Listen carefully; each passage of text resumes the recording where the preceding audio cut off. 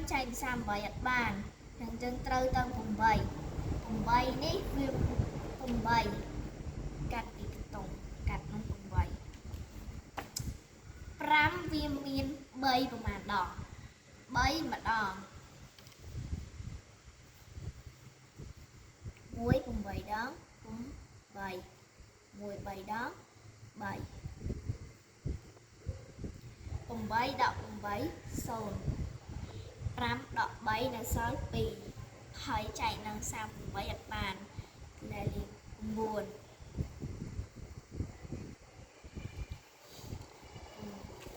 ហើយ9 2ចែកនឹង3អត់បានអញ្ចឹងយើងទៅ0 20 3នេះ20នេះវាមាន3ប្រមាណដង3មាន3 6ដងបើដាក់លេខ6វាអាចនឹងមានត្រាតុកច្រើនអញ្ចឹងយើងថយទៅលេខ5 8ដង40សេ0ត្រាតុក4 5 3ដង15 15បូក4 15 16 17 18 19ខ្ញុំសរសេរលេខ19 0 19 9 9ដក10នៅសល់1ត្រា1 1បូកនឹង1 2 2ដក2 0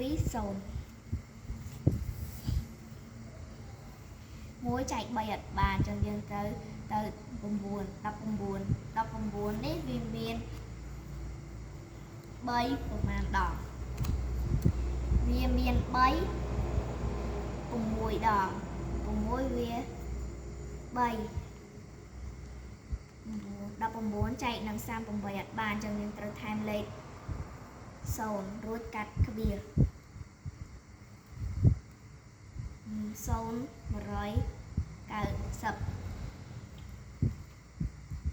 1ចែកនឹង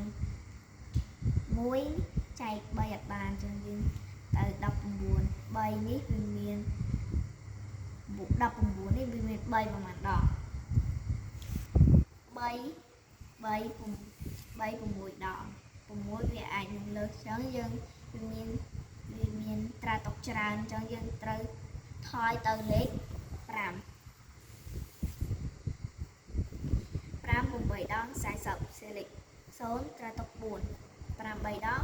15 15បូក4 15 16 17 18 19